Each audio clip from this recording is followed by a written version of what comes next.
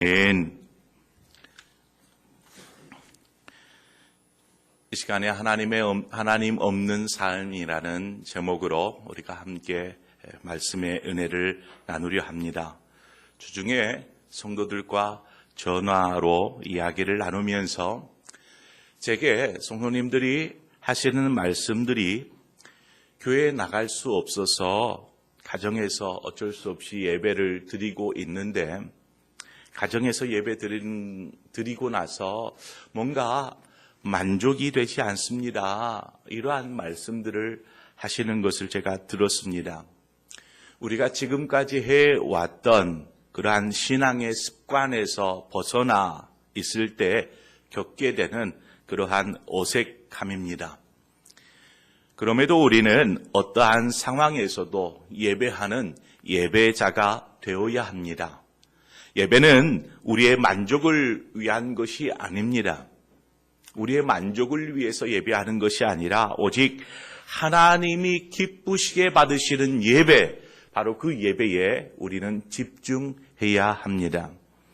하루속히 코로나19 이 사태가 빨리 해결되어서 모든 상봉의 성도들이 이곳에 모여서 함께 기쁘게 예배할 그날을 고대하며 또 기도합시다.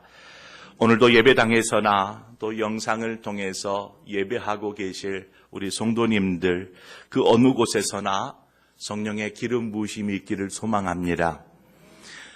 창세기를 우리가 쉽게 통독하려면 창세기 안에서 뼈대를 찾는 것이 중요합니다. 뼈대를 찾으면 창세기를 쉽게 읽어갈 수 있습니다. 창세기는 보통 세 부분으로 나눌 수 있습니다. 첫 번째 부분은 아담에게서부터 시작해서 노아가 되기 전까지, 둘째는 노아를 시점으로 시작되는 부분, 또 세 번째는 아브라함을 통해서 시작되는 부분, 이렇게 세 부분으로 나눌 수 있습니다. 이 세 인물의 공통점이라고 할 수 있는 것은 세대가 새롭게 시작하는 시작점입니다. 아담을 통해서 인류가 시작되었습니다. 그리고 노아를 통해서는 새로운 인류가 시작되었죠. 그리고 아브라함은 우리가 잘 아는 것처럼 믿음의 조상, 믿음의 세대가 시작된 때가 아브라함입니다. 이렇게 우리는 이 세 부분으로 창세기를 나누어서 쉽게 읽어갈 수 있습니다. 노아가 등장하기 직전의 상황, 우리가 앞서 주일날 예배를 통해서 살폈었는데, 이 노아가 등장하기 직전의 상황은 어떠한 상황이었습니까? 하나님께서 홍수의 심판을 계획하실 만큼 세상은 타락해 있었던 그러한 상황을 우리는 잘 알 수 있습니다. 자, 그렇다면 믿음의 조상 아브라함이 시작되기 전의 상황은 어떠했을까요? 아브라함이 시작되기 전, 그때의 상황을 설명하고 있는 부분이 오늘 본문입니다. 바벨탑 사건. 바로 이것이 믿음의 조상, 믿음의 세대가 시작되기 바로 직전의 상황을 이야기하고 있습니다. 아브라함을 통한 믿음의 세대를 이어가기 이전의 상황인 것이죠. 바벨이라는 말은 혼돈, 혼란이라는 말입니다. 그러니까 믿음의 조상 아브라함이 나오기 전에 인류의 상황은 바벨이었습니다. 혼란과 혼돈의 상황, 그것을 지금 바벨탑 사건을 통해서 그때의 상황을 이렇게 보여주고 있는 것이죠.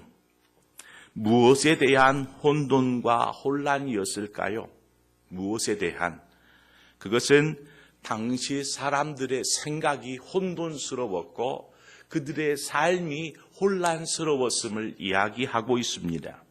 이해하기 쉽게 우리가 집에 있는 책상이 어질러져 있거나 방에 옷가지가 널브러져 있으면 어떠한 마음이 듭니까? 정신이 혼란스럽잖아요. 정신이 하나도 없는 것입니다. 그런데 이것을 깨끗이 정리하고 또 청소하고 나면 깨끗하게 정리되어진 공간에 들어가 보면 마음이 안정감을 느낍니다. 차분함을 느끼게 되는 것과 같습니다. 이것은 하나님과의 관계에서도 이와 같습니다. 하나님과의 관계. 하나님께서 창조한 사람은 누구도 예외 없이 하나님과의 바른 관계를 세워가야 합니다. 왜냐하면 그렇게 하나님은 우리를 창조했기 때문입니다. 관계라는 말을 다른 말로 바꾸면 하나님과의 질서라고도 할 수 있습니다. 하나님과의 질서. 이 질서가 무너지거나 깨지면 혼란스러워집니다. 어질러지는 것이죠. 질서가 안 잡혀 있는 혼란스러운 상황을 말합니다. 지금 본문에 바벨탑의 이야기가 바로 그러한 이야기를 대변하고 있습니다. 믿음의 조상 아브라함이 있기 전에 세상의 모습 어떠한 상황이었습니까? 혼란과 혼돈, 무질서의 상황을 바벨탑 이야기를 통해서 이야기하고 있는 것이죠. 당시의 세상의 모습이 바로 바벨이었다라는 것입니다. 바벨, 혼돈과 혼란. 자, 그러면 우리가 한 걸음 더 들어가서 하나님과 어떤 부분의 질서가 깨져 있는지, 그래서 혼란과 혼돈을 겪고 있는지 이 부분들을 말씀을 통해서 살펴보면서 우리 스스로도 우리의 신앙 가운데에서도 혹시 깨져 있는 부분들, 질서가 무질서해져서 혼란스럽고 혼돈스러운 부분은 없는지를 좀 살펴보는 시간을 갖겠습니다. 하나님은 우리를 예수 그리스도를 통하여서 구원하여 주셨고 하나님의 자녀 삼아 주셨습니다. 더 나아가 왕같은 제사장이요 거룩한 나라요 하나님의 소유된 백성이라 이렇게 말씀하여 주셨습니다. 우리는 그러한 백성이고 그러한 하나님의 자녀인 것입니다. 그러므로 그리스도인의 삶은 하나님을 떼어놓고서는 이야기할 수 없습니다. 바로 여기서부터 그리스도인의 삶, 우리의 삶이 시작되는 것이죠. 하나님의 질서가 여기서부터 세워져 가는 것입니다. 본문 2절 말씀을 한번 보십시오. 이에 그들이 동방으로 옮기다가 시날 평지를 만나 거기 거류하며 노아 홍수 이후에 세대와 세대를 거쳐가면서 족속들이 만들어집니다. 그래서 노아에서부터 아브라함에게까지 10대가 계속 흘러가는 것이죠. 이러한 족속들은 무리를 형성하였고 이 무리들은 더 좋은 땅, 더 좋은 장소를 찾아서 이동하기 시작했습니다. 본문을 보면 동쪽으로 이동하였다라고 이야기합니다.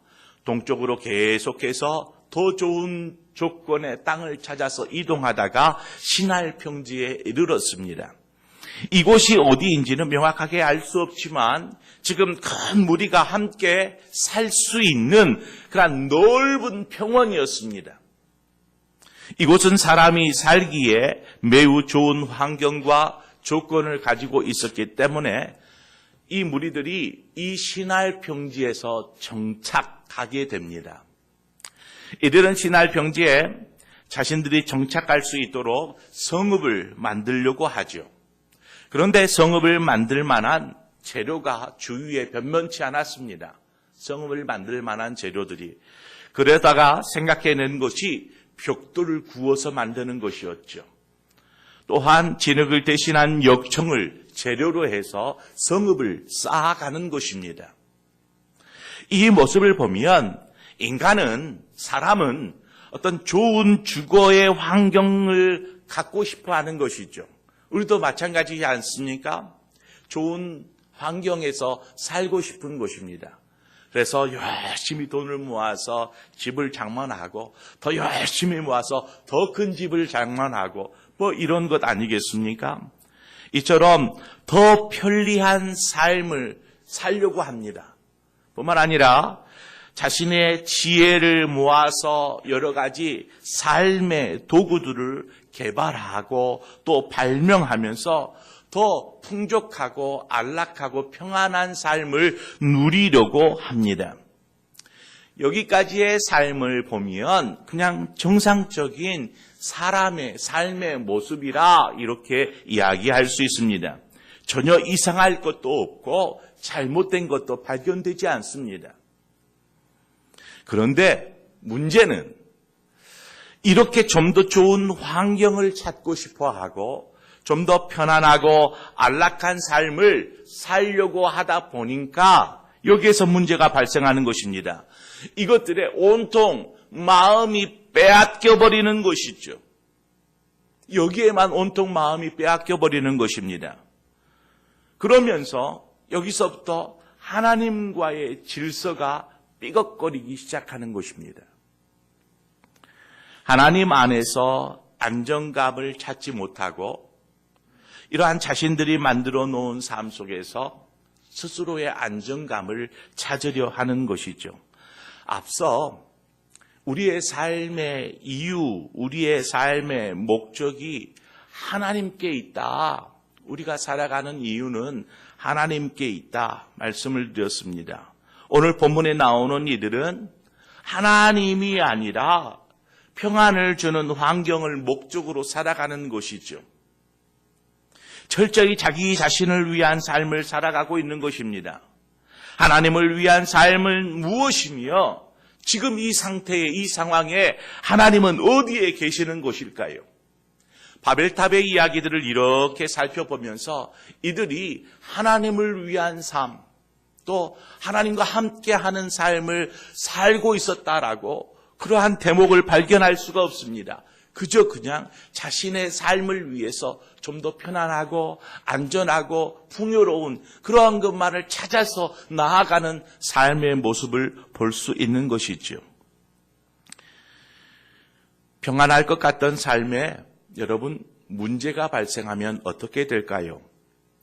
코로나19라는 이 바이러스로 인하여서 우리는 지금 어떠한 상황에서 살고 있습니까? 지금 우리 사회가 보여주고 있습니다. 무엇이냐면 혼돈, 혼란, 이 말을 이 사회가 지금 보여주고 있습니다. 자그마한 문제에서 시작된 사회의 혼란, 얼마나 혼란스럽습니까? 삶의 위기가 닥치면 혼란스러워집니다. 그전에는 몰랐어요. 그전에는 평안을 추구하고 그렇게 살아갈 때에는 느끼지 못했었는데 이러한 자그마한 문제가 자신의 삶에서 발생하면 마음의 혼란이 시작됩니다. 그리고 그 속에서 낙심하고 불안하고 때로는 두려움에 빠지기도 합니다. 그렇게 우리의 마음을 이러한 것들에 다 빼앗겨버리는 것이죠. 그렇게 되는 이유가 무엇입니까? 바로 하나님과의 질서가 깨져 있기 때문에 그렇습니다. 하나님 없는 삶을 살고 있기 때문에 그런 것이죠. 코로나 사태는 우리에게 하나님과의 질서가 어떠한지를 돌아보게 하는, 어떻게 보면 경종인지 모릅니다.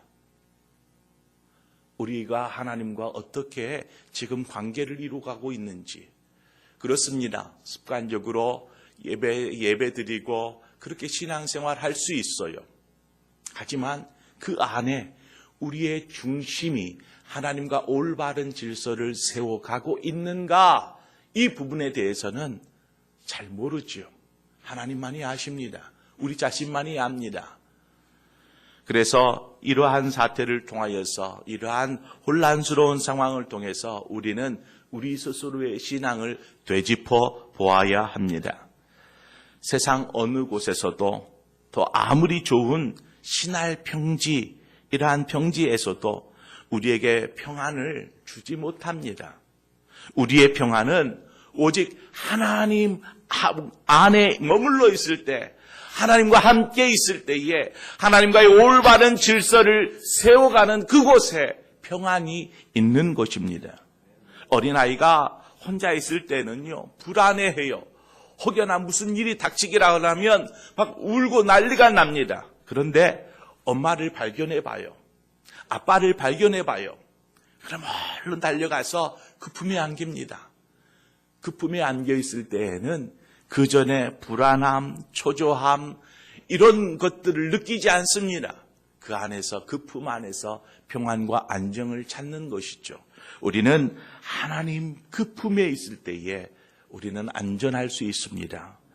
요한복음 14장 27절에 평안을 너희에게 끼치노니 나의 평안을 너희에게 주노라. 내가 너희에게 주는 것은 세상이 주는 것과 같이 아니하니라. 너희는 마음에 근심하지도 말고 두려워하지도 말라 말씀합니다. 불안하고 혼란스러운 이때에 우리가 두려워하지 않을 것은, 혼란스러워하지 않을 것은 주님이 우리와 함께 하시는 줄 믿습니다. 하나님이 주시는 그러한 평안으로 여러분의 삶의 평강이 넘쳐나시기를 축원드립니다. 오늘 본문을 보면 이들이 단순히 거주할 성읍만을 짓는 것이 아니라 탑을 건설하고 있는 것을 보게 됩니다. 탑이야 세울 수 있는 것이지 않겠습니까? 기념 삼아서 탑을 이렇게 세울 수도 있습니다. 그런데 문제는 탑을 지금 짓고 있는, 쌓고 있는 이들의 마음이 문제였습니다. 어떠한 마음의 문제가 있었냐면 여기에서는 두 가지로 이야기를 하는데, 하나는 무엇이냐면 4절 서두에 그 탑 꼭대기를 하늘에 닿게 하여 우리의 이름을 내고라고 이야기합니다. 탑을 쌓는데 하늘 끝까지 쌓는 것이죠. 하늘에 닿도록. 얼마나 높이 쌓는 것이 하늘에 닿는 건지 모르겠어요. 당시의 기술로서. 여하튼 그들의 마음 가운데 이 마음이 있었어요. 하늘에 닿을 것 같이 높은 탑을 쌓자. 그리고 그것을 통해서 무엇을 드러냅니까? 우리의 이름을 이렇게 드러내자라는 것이었습니다. 사람의 마음에는 나름의 야망들이 있습니다. 야망. 뭔가를 쌓으려면 최고로 한번 쌓아보자. 이러한 야망. 뭔가를 시작하면 최고가 한번 되어보고 싶어하는 그러한 야망들이 있는 것입니다. 그렇게 함으로요, 그 야망을 드러냄을 통해서 자신을 드러내고 많은 사람들로부터 이제 부러움과 존경의 시선을 받게 되는 것이지요. 세상에는 매우 높은 건물들이 많이 있습니다. 서로 경쟁하듯이 높은 건물들을 쌓아갑니다. 나라들이. 이러한 건물들을 뭐라고 얘기하냐면 마천루라고 이야기하죠. 마천루. 이 마천루라는 단어의 뜻이 무엇이냐면 하늘을 만질 만큼 높은 건물이나 탑, 기둥을 마천루라 이렇게 이야기합니다. 오늘 바벨탑의 이야기하고 좀 비슷하지 않습니까? 비슷한 것을 떠나서 똑같습니다. 하늘에 닿을 만큼 높이 쌓는 탑, 그것을 통해서 이름을 드러내고 싶어 하듯이 마천루라는 말 속에 하늘을 만질 만큼 높은 건물이나 탑이나 기둥을 마천루라고 하는 것이죠. 이 야망이나 욕망은 빠르게 이처럼 높이 쌓아가는 탑을 통해서 이루고자 하는 이 야망, 욕망은 빠르게 죄악으로 또 교만으로 이어지게 되어 있습니다. 아담과 하와가 죄를 범하기 전에 사탄이 이들에게 뭐라고 이야기하냐면 만약에 이것을 너희가 먹으면 너희 눈이 밝아져서 하나님과 같이 되어라고 이야기합니다. 눈이 밝아지는 것까지는 좋은데 하나님같이 된다. 하나님과 같이 된다라는 이 말 속에서 우리는 무엇을 찾을 수 있습니까? 아담과 하와가 이것을 먹으면 하나님같이 될 수 있다고 하는 그러한 교만함이 그들 안에 마음속에 자리 잡기 시작했다라는 것입니다. 지금 바벨탑을 쌓고 있는 이들의 마음 가운데 우리가 하늘에 닿을 만큼 높아져서 우리의 이름을 드러내자라는 것은 바로 이들의 교만함이 그 마음속을 차지하고 있었다라는 것을 우리가 알 수 있습니다. 이 오늘 본문의 말씀은 그대로 드러냅니다. 교만함이 드러납니다. 우리의 삶은 여러분 기억하십시오. 하나님을 위한 삶인지 하나님과 같이 되고자 하는 삶이 아닌 것입니다. 그러나 마음이 교만해지면 하나님은 사라져버리고 온통 자신만 보이고 자신만을 드러내려고 하고 또 자신의 생각이 다 옳게 되고 그렇게 되어지는 것입니다. 점점 우리의 마음이 죄악으로 치닫게 되는 것이죠. 하늘을 닿을 듯, 하늘 찌를 듯한 그러한 교만함이 아니라 우리는 조용히 십자가 아래에서 겸손을 배워야 합니다. 마태복음 11장 29절의 말씀처럼 나는 마음이 온유하고 겸손하니 나의 멍에를 메고 내게 배우라. 그리하면 너희 마음이 쉼을 얻으리니. 혼란과 혼돈은 바로 여기에 있습니다. 교만한 마음 속에 일어나는 혼돈, 혼란. 하지만 겸손한 자에게는 결코 혼란이 없는 것입니다. 교만은 하나님과의 질서를 파괴하고 우리를 계속해서 죄악으로 이끕니다. 그러므로 우리는 주님에게로부터 겸손을 배우고 겸손함으로 따라갈 때에 우리의 마음은 늘 평안할 줄 믿습니다. 탑을 쌓는 이들에게서 나타나는 다른 한 가지가 무엇이냐면 온 지면에서 흩어짐을 면하자라는 것이었습니다. 그들의 마음 가운데 우리가 흩어지지 말자. 성읍을 단단하게 쌓고 이 안에 탑을 쌓고 이 안에서 탑을 중심으로 모여서 우리가 흩어지지 말자라는 그러한 마음이 이들의 마음에 있었습니다. 왜 흩어지기를 원하지 않았던 것일까요? 여러분, 흩어졌다라는 말은요, 만약에 이 공동체, 작은 집단이 흩어졌다라는 말은 다른 말로 깨졌다라는 이야기입니다. 공동체가 무너졌다라는 이야기와 같은 것이죠. 공동체가 깨지지 않기 위해서 이들은 무엇을 선택하냐면 벽돌을 쌓는 것입니다. 튼튼하게 벽을 만들고 그래서 외부로부터 자신들을 격리시키는 것입니다. 혹여 외부를 통하여서 뭔가 문제가 생기지 않을까? 지금 코로나 사태가 그러지 않아요? 항공편이 끊깁니다. 갈 수도 없고 들어올 수도 없게 만드는 것이죠. 격리시키는 것입니다. 왜? 공격해 들어올 수 있으니까, 바이러스가. 그렇게 탑을 쌓고 두꺼운 성읍, 높은 성읍을 쌓아서 자신들을 격리시켜버리는 것입니다. 흩어지지 않도록. 자신들끼리 그렇게 결속력은 세워질지 모르겠지만 이렇게 하면 또 공동체가 안전할 것 같다라고 생각할지 모릅니다. 하지만 문제는 이렇게 시간이 가고 가면 고인물은 어떻게 되나요? 그 안에서 썩게 되어 있습니다. 왜 그러냐면 우리는 죄성을 가지고 있기 때문에 그렇습니다. 죄성을 가지고 있기 때문에 그 안에서 아무리 좋은 방법으로 안전하게 거하고 싶지만 그 안에서 알게 모르게 죄악들이 움돋더라는 것이죠. 저는 이 바벨탑의 이야기들을 묵상하고 말씀을 준비하면서 교회가 계속 떠올랐어요. 교회의 모습이. 십자가가 세워진 높은 종탑을 한번 생각해 보세요. 그리고 그 아래 성도들이 모여서 예배할 수 있도록 세워진 교회당 건물들. 외형적으로 볼 때에 본문에 지금 이들이 세우고자 하는 그러한 탑과 성읍, 이 모습과 교회와 외형적으로 볼 때에는 크게 다르지 않더라는 거예요. 외형적으로 볼 때에는 높은 탑과 또 성읍, 또 이렇게 교회당의 모습들을 보면은요. 여러분, 우리 상봉교회가 하나님의 뜻을 담아내지 못하면 결국 바벨이 되고 맙니다. 바벨이 될 수밖에 없습니다. 우리는 하나님이 상봉교회의 주인이 되게 해야 하며 또 예수 그리스도의 피로 값주고 사신 교회가 제 몫을 감당할 수 있도록 해야 합니다. 그렇게 교회를 세워가야 합니다.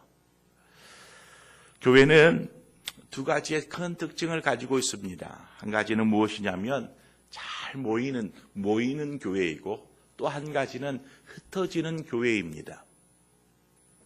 모이는 교회라는 것은 믿음의 성도들이 함께 한자리에 모여서 교제하고 함께 예배하며 하나님을 높여드리는 것을 말합니다. 성경은 우리에게 모이기를 피하는 자들의 습관을 따르지 말고 항상 모이기에 힘쓰라 이렇게 말하고 있습니다. 그만큼 모이는 것은 중요합니다. 지금은 어쩔 수 없는 상황 때문에 모이기가 쉽지가 않지만 저는 빨리 이 사태가 끝났을 때에 보이지 않던 얼굴들이 함께 한자리에 모여서 함께 하나님을 예배하는 그때를 정말 갈망합니다. 고대합니다. 창세기 1장 28절을 보면 하나님이 그들에게 복을 주시며 하나님이 그들에게 이르시되 생육하고 번성하여 땅에 충만하라 땅을 정복하라 바다의 물고기와 하늘의 새와 땅에 움직이는 모든 생물을 다스리라 이렇게 명령하셨습니다. 하나님께서 생육하고 번성하고 땅에 충만하라 하신 이 명령은 계속 흩어지는 것을 얘기합니다. 흩어져서 하나님께서 말씀하신 그 말씀대로 사명을 감당하는 그 말씀을 이 명령을 통해서 하고 있는 것입니다. 그런데 그 말씀을 하시기 전에 뭐라고? 하나님께서 그들에게 복을 주시고 그들에게 이르시되 라고 되어 있어요.